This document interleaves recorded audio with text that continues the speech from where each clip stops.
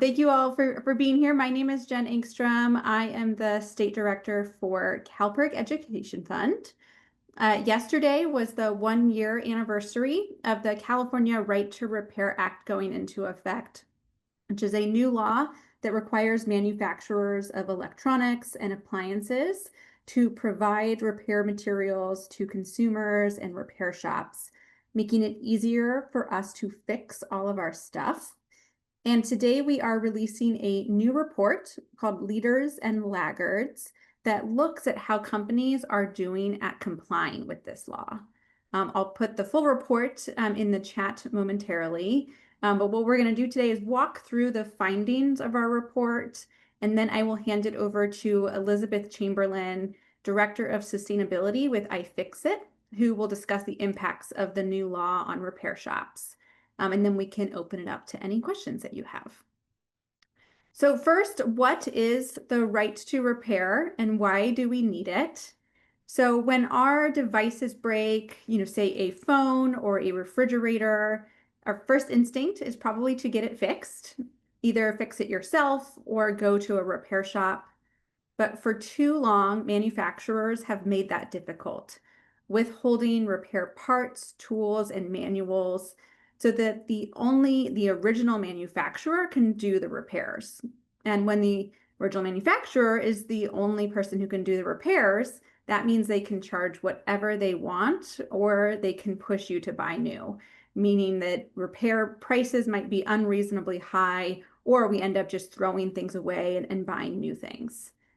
Those repair restrictions have led to a lot of devices getting thrown out that could have been fixed.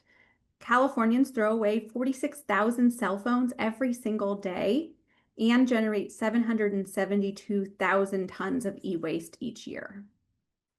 That's why consumer groups, environmental groups, repair shops, and repair enthusiasts joined together to pass the Right to Repair Act, which requires manufacturers to make their repair materials available to consumers and to independent repair shops. This law increases competition in the marketplace, brings down costs for repair, and makes it easier to keep our devices working longer. So rather than replacing our devices, we're able to keep them in use, which is better for consumers and better for the planet.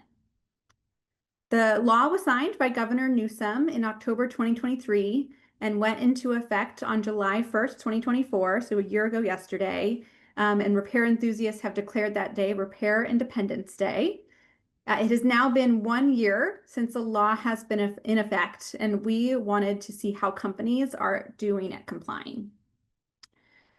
So we surveyed 25 products in 5 different product categories: dishwashers, phones, tablets, laptops, and gaming devices. And for each product, we looked on the manufacturer's website to see if we could find the repair manual and order replacement parts. And we then gave each product a grade based on how easy it was to acquire those materials. Overall, what we found is that the repair landscape is definitely better now that the law is in effect.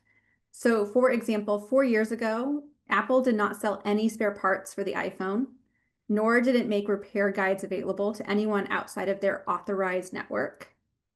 And now they have a pretty easy to use self-repair page on their site, providing service manuals and parts. There are plenty of other success stories like this, but unfortunately not all companies are doing what they need to be doing in order for right to repair to be effective. In fact, what we found through our survey was widespread refusal to provide access to service manuals and continued issues accessing spare parts. So this chart shows the grades that we gave products. Of the products we graded, 40% received a D or an F, 28% received Bs or Cs, 32% received As, and of those products, we could not access a repair manual for 48%, and 44% had no spare parts available.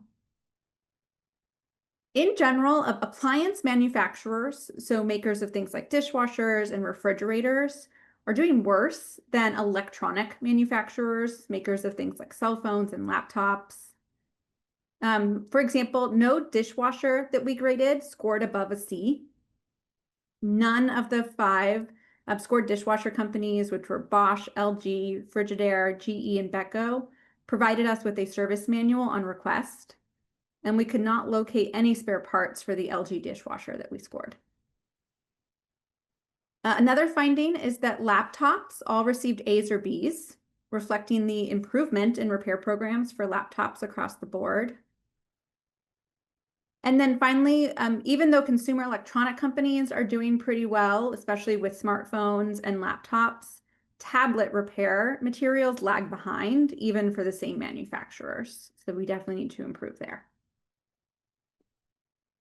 You'll be able to see all of our grades and the analysis in the full report, which again, I'll post here at the end. I also want to note that in addition to the grades that we gave these products, we also reached out to the companies to gather information about how they respond to people requesting service information or spare parts. So actually asking for the manuals if we couldn't find them. And we found that many customer service agents claimed that the repair materials were not available or that they were not able to provide a service manual at all, despite the law saying that they need to. So here's a typical response that we got from the company Remarkable about their tablet, saying that they do not provide a repair manual and that they strongly advise against self-repair, arguing it would void the warranty. However, it should be noted that in general, a violation of federal warranty, this is a violation of federal warranty law to void a warranty when a person attempts to repair a product themselves. The FTC has warned a number of companies against this practice and taken enforcement action against Harley-Davidson and others for denying warranty claims as a result of third-party repair. I also want to note that I looked myself for repair manuals and parts for a few of my own devices in my house, and I also found a mixed bag. I was easily able to get the service manual and purchase parts for my Samsung dishwasher and refrigerator, and my Camp Chef pellet grill. This is actually a snapshot of the guide on the Camp Chef site that details how to replace parts. However, I was not able to find the repair manual for my LG TV or my Ninja coffee maker. And those products did have spare parts, but didn't seem to have repair manuals available.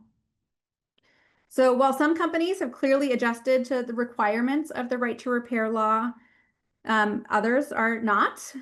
So we definitely need companies to be doing a better job. The bottom line is that enforcement action is needed. In order to achieve the goals of right to repair, we need companies to do better. And if they don't, we may need more forceful intervention from the Attorney General. The California Attorney General's office does have an online form to file a consumer complaint. And we've actually talked to repair shops who have used this complaint system to force manufacturers to make their repair materials available. What that means is that enforcement does work when action is taken and that companies do have the materials, they just have to make them available. So we hope that our report will send a message to manufacturers of electronics and appliances that it's time to step it up rather than wait for more letters from the Attorney General. Companies should just follow the law and help Californians have the right to repair. I'll also note that the organization repair.org has created a complaint tool as well, which we can also link in the chat momentarily. And they will also help to follow up with manufacturers after they receive a complaint. But again, bottom line, we just need companies to do a better job so that Californians really have the right to repair. Okay, so now I'm going to hand it over to Liz Chamberlain, the Sustainability Director with iFixit, to share more about the impact of this law 1 year out on repair shops. Great. Hi there. Can you see my screen all right? Yes. Okay, wonderful. Hi, yeah, I'm Liz Chamberlain, Director of Sustainability with iFixit. iFixit is the world's largest free repair manual. We have over 100,000 guides for fixing everything from toasters to tractors, and I do mean that literally. We have guides for both of those things. We started in 2003 when our co-founder dropped his iBook off his dorm room bed and couldn't find a guide for how to fix it. So he took it apart himself with his friends in his dorm room, took pictures of the repair and made a repair guide for it, put it up online, and found a bunch of other people that had the same problem, that wanted to fix Apple stuff, but they couldn't find repair manuals for fixing it. They couldn't find parts. And so iFixit started there in the dorm room, taking apart devices and selling parts to people and making repair guides available. Uh, and so now we have repair guides for all kinds of things. We've made repair guides for basically everything Apple has ever sold, and all the way up to tractors and all kinds of things in between. And so since 2003, we've been kind of screaming into the void that things should be repairable, talking about how important it is to be able to replace batteries and change screens. And for a long time, things just kind of seemed to get worse. Like batteries were more often glued in, and you know, electronics manufacturers were using screws that were proprietary, and all kinds of things that just made it harder to repair things. And from manufacturers, we really heard crickets as we were screaming. We would ask for more and more changes, and instead things would just get worse, and they wouldn't make repair manuals available, wouldn't make parts available. Um, and so we turned to another tool. And in 2014, we teamed up with the executive director of Repair.org, Gay Gordon Byrne, who came out of the server industry and was finding the same. That a lot of folks wanted to be able to fix server equipment, but couldn't find the parts, tools, or documentation they needed. And so we teamed up with them and ran a bill in just one state that first year. It didn't go very far. It got shot down basically immediately. But we kept fighting. And by 2021, we'd run right to repair bills in states across the country. And we were beginning to hear less than crickets from manufacturers. And finally, in 2022, we passed the first bill, one in New York, and then the next year on its heels passed in California.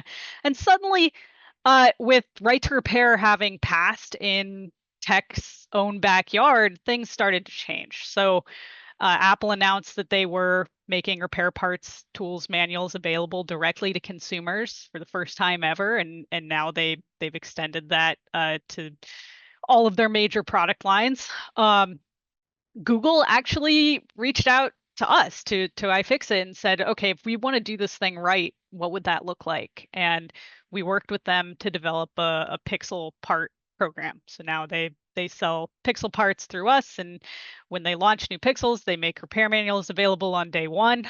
And we're really happy to have a number of manufacturers since Google that have reached out to us with similar ideas. So we sell not just directly to consumers, we also sell parts and tools wholesale to repair professionals, so independent repair shops for the most part across the country.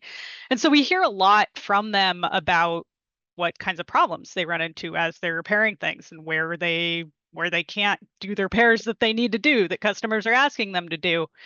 And so what we found after these right to repair laws started passing in New York and then in California and Minnesota was that they were, not just having trouble with parts, tools, and documentation, which is what we'd ask for in California.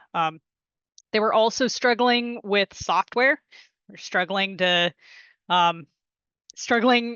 to complete repairs. So there were a lot of repairs where if you changed a battery, for instance, sure, you could change the battery, but then there would be all these warnings and notifications, and the phone would really make it seem like you'd done something wrong. And that really hurt independent repair businesses.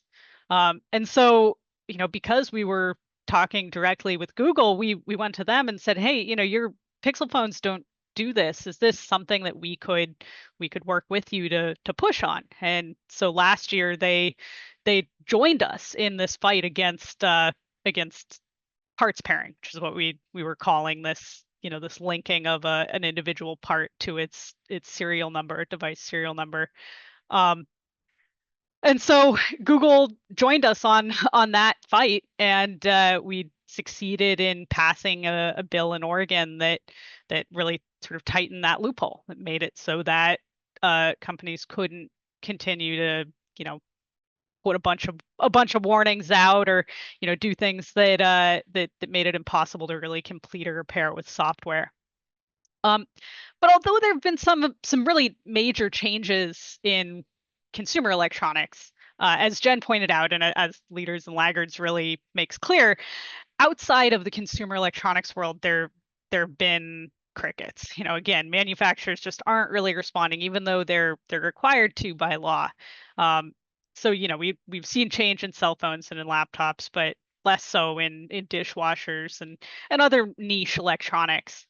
Um, so one cool example of how the law is enabling us to continue to make better change, make change that's really helping the repair shops that are doing this work day in and day out. Uh, there's this repair technician named Stephen Ryan. He runs this YouTube channel called Ryan Labs and documents a lot of the repairs he does.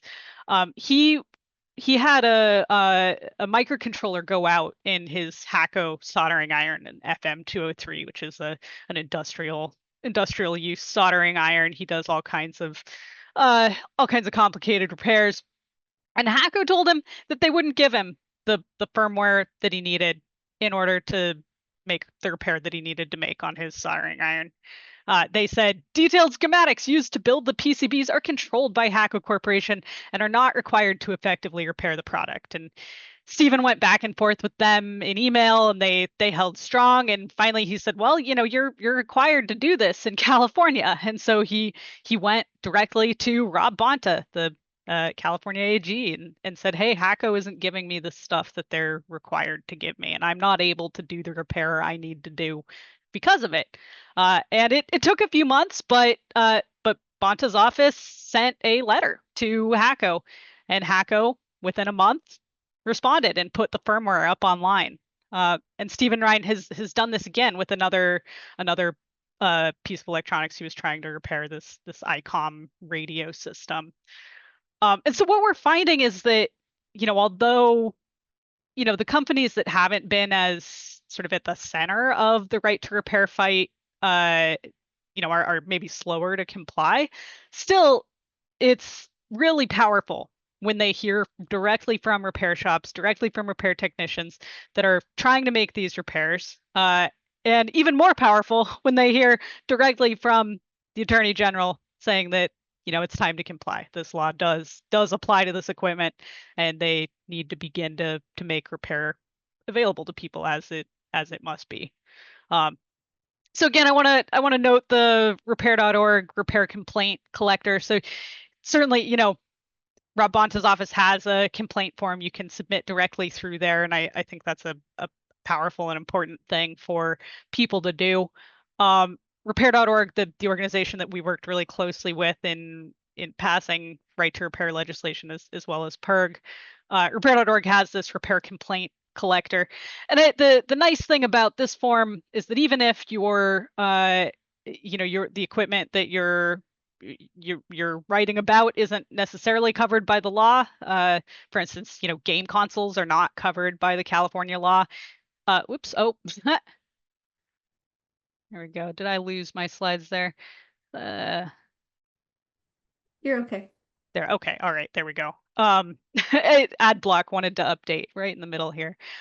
Even if it's not covered by the California law, repair.org will help you, submit a threatening letter to the company, letting them know that the right to repair laws are coming for their products. They should begin to comply before it gets more complicated.